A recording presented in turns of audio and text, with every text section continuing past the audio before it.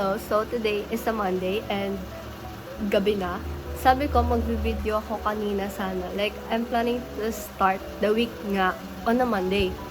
And I'm gonna take bits of videos and compile it again. Tapos yun, a week in my life. Pero ayun, gabi na ako nagsisimula. So, it's not that different naman kasi gabi naman talaga nagsisimula yung araw ko. Medyo baliktad. Pero ayun.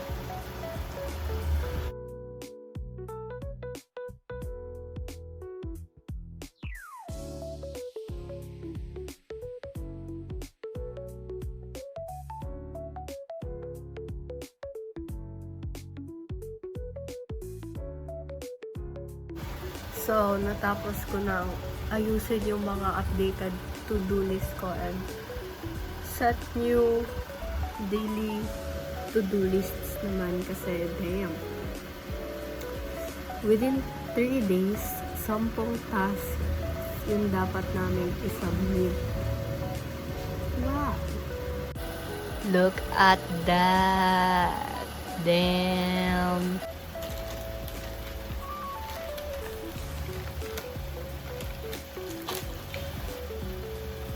Pieces na lang siya. Unfortunately, but also fortunately kasi mahina naman talaga ako siya. And ang aking study starter pack. Hindi pa naman mag-aaral. I'm studying my days ahead. Calculator. Gusto ko sana bumili ng Canon na calculator. Like, the urge to buy one is really high. Pero na nakikita ko yung mga kaibigan ko na may Canon and they're struggling with their ship solve. Yeah. I'm not planning to go back to Canon anytime soon. Pero kung hindi ko lang talaga natuhod yung calcu ko noon, wouldn't have had this. Kasi, alam niyo, yung history, kaya casio na ginagamit ko ngayon kasi nung time na nag-pull ako ng Coinhiter, tapos first quiz kasi namin yun both sa Strema at sa Dynamics. Magkasunod sila and same day. As in, so wala nang tulog. Tapos around 7 AM may reporting kami. So after ng reporting, I was planning to sleep na sana. Ang kaso, pagka ko sa higaan ko, may nag-crack. Pagkahiga ko, may nag-crack. And boom, pagtingin ko, my 1/8 calculator was found cracked. Kaya ayun, emergency talaga. Pag pinatulog muna ako ng mama ko kasi nga, wala talaga akong tulog. Pinatulog niya ako, tapos right after noon, dumiretso ako ng SM para bumili. And ito na yung so far, ideal na calculator sa National Bookstore noong time na nandun ako. I didn't buy Canon again, though I could have bought that one again. Pero kasi, natuhod ko na ka, diba? Babalikan ko pa ba? So, ayun. Yeah. Sad days. So, nag-quiz ako na hindi gamay yung calculator ko. Like, kasi, yung Casio kasi, hindi siya clicky, like, hard touch yung Casio. Hard touch yung Casio, you gotta click it hard to make sure na naklik mo talaga siya. And you should not click too fast, otherwise, hindi niya mapaprocess yun lahat. Ilang beses nangyari na ang bilis kong mag-win, 1,000, tapos na-input lang 100. So, yeah, yun lang. Tuwing ganun kasi, nahihirapan ako, natatagalan din ako. Kaya ayun, medyo namimiss ko yung Canon. Back to business. Okay. Huwag niyo i-judge na makalat yung bahay, lalo na itong second floor, kasi akin lahat ng kalat. Okay. Actually have another to-do list here. Supposedly for last week, pero as you can see, hindi siya nagkatotoo o hindi siya nasunod.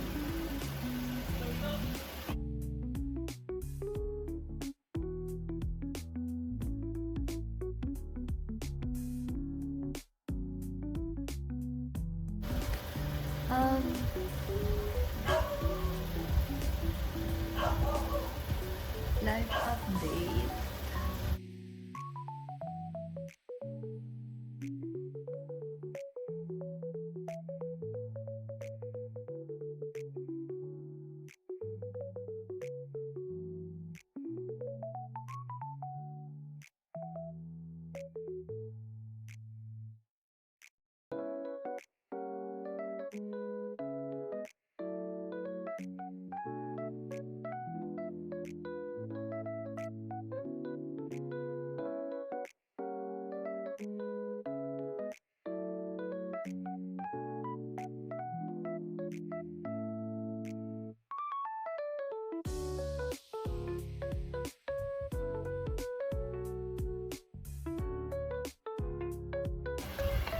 Commercial lang. Kasi natapos ko na ulit gumawa ng index card for sign of labs. Hindi siya refined. Kasi kapag pinilit ko siyang gawing refined, mag-aaksaya lang ako ng oras. I am more on usability. Serviceability? Basta, it's serving its purpose, and at this point, I don't have the luxury to even write it beautifully.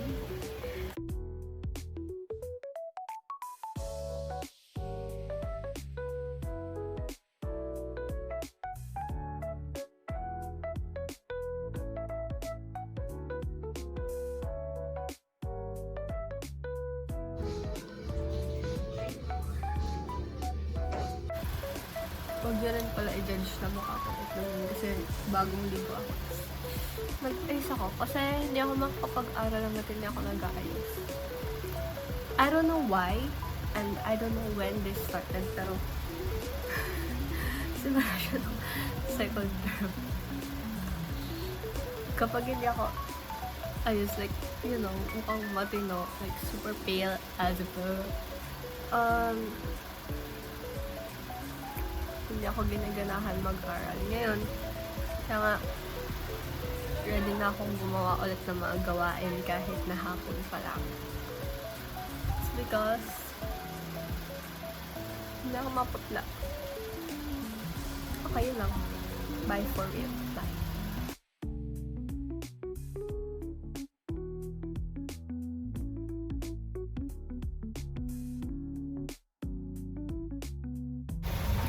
Hello! So, gabi na. Tapos, hindi pa na ako magre-review sa hydraulics. Alam nyo kung bakit. Kasi ayoko lang. Ayoko lang talaga. I just found out na 3 chapters pala yung i-quiz namin bukas sa hydraulics.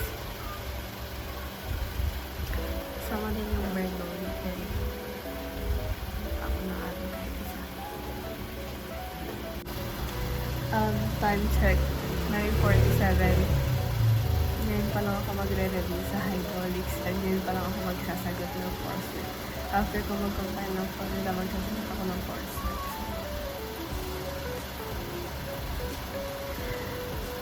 Ang dami pa lang aaralin. So, hindi ko alam. Siguro, it is what it is.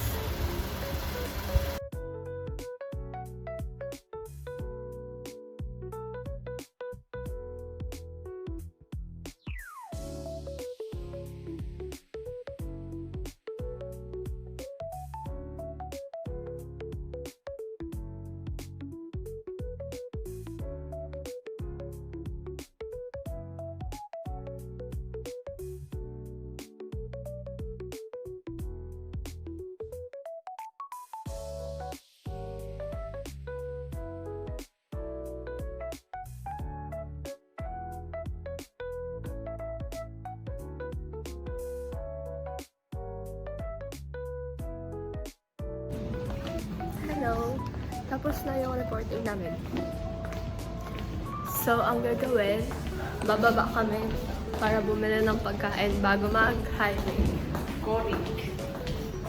Ano masasabi mo? Uy, bahay! Bagay ka mo! Talaga? Joke lang. Hirap ko rin.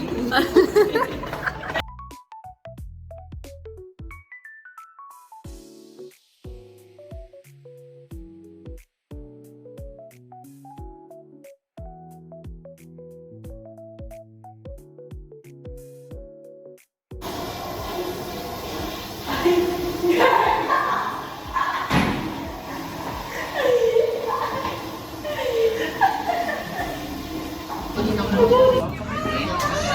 Abby. Hi, Erica.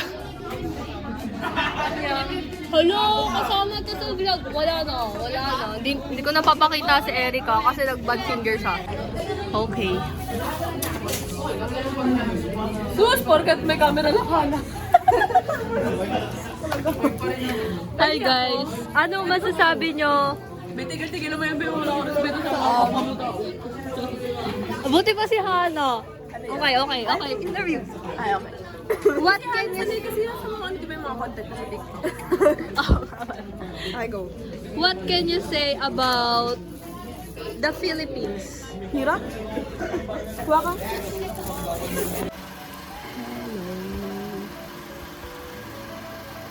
Ngayon, submission ng plate for lalo tapos hindi ako nakatulog. Yung review ko, wala pa. Hopefully, hindi siya total flop like sobrang baba ng score ko kasi somehow may review ako sa spacing ng shear and bits of torsion tapos sa design ng slabs naman I know how to do stuff. Sa serviceability, I'm still grasping the formula. Hi guys, it's Friday night. Hindi ako masyadong nakapag-video kasi danas talaga, as in, felt. So, natutulog na ako ngayon. Aga ko nga eh. Oh, wow. It's 8:35 p.m. Tapos, ayun na. Kahapon, like, hindi pala kahapon, since Wednesday night, danas talaga, oy. Kasi Wednesday night, ang oras na rin ako katulog, around 3 a.m. ata. Kasi may plate sa highway, so ginawa ko rin yun. Tapos yung plate namin sa RCB, simulan na hindi pala talaga maganda mag-cram. Tapos noon, Thursday naman, since hanggang 9 p.m. na, ano oras na rin ako nakauwi. Wow, tapos after nun, pagka-uwi ko, dire-diretso na. Hindi na talaga ako nakatulog. Tinapos na yung plate namin sa RCB. Buti nga na ano. Tapos on time. Tapos after nun, quiz na sa lecture. Jeez, I don't wanna talk about it. Pero ayun. Tapos, kumain mo na bago umuwi. Ang kaso, grabe yun, traffic. Hindi siya makatao. On the brighter side, nakatulog ako na may aircon. So, ang sarap ng tulog ko sa bus. Ang kaso, ang uncomfortable niya kasi syempre nakaupo. Hello. I am not built to sleep while sitting on a bus. I am made to sleep comfortably. Comfortably. Basta ayun. Akala ko nga alas 8 na. Alas 6 pa lang pala. So, medyo ang off na nung time perception ko. Gawa nga na wala akong tulog. Ay, grabe talaga. Hindi siya nakakatuwa. And this is not recommended. And ayoko rin talagang magpuyat. Especially for academic purposes. Kasi ayoko ginagamit utak ko ng madaling araw. Lalo na kung wala akong tulog ng gabi or hapon. Like, this is so unlike nung third term kami na like after ng toss namin every Friday. Pag uwi ko ng bahay, diretso tulog. Tapos mula 11 p.m. hanggang at least 3 to 4 a.m. Re-review lang ako nun. Pero ito kasi, ayaw talaga ng 9 p.m. please. Okay, yun lang. Like, a little catch up. Kasi hindi talaga ako masyadong makapag-video. Nakakahiya rin kasi. I mean, makapal mukha ako mag-video. Pero I am not thick-faced enough para mag-video with other people talaga. Yeah, ayun na. Sana matapos na yung finals. Nagsisimula na kasi siya ulit eh. Hello. So, today is a Saturday and it's 3:24 p.m. 3:24. Kakatapos na ng hydro class namin at kakaligo ko lang din. Tapos, sobrang haba ng tulog ko after ko makarating ng bahay. Late na ako nakauwi ng bahay actually kasi sobrang yung traffic. Like, hindi na makatawa yung traffic. Tapos, ayun. Ang gagawin ko ngayon, base sa aking week plan na ginawa days ago is tapusin lahat ng coursework sa hydro. And tatlo sila. 10 items yung isa, tapos 5 items naman yung dalawa. So, I think, hopefully magawa ko siya like, pasado agad in one take. Okay lang kahit may mali kasi I am not a perfect person. Pero sana pasado.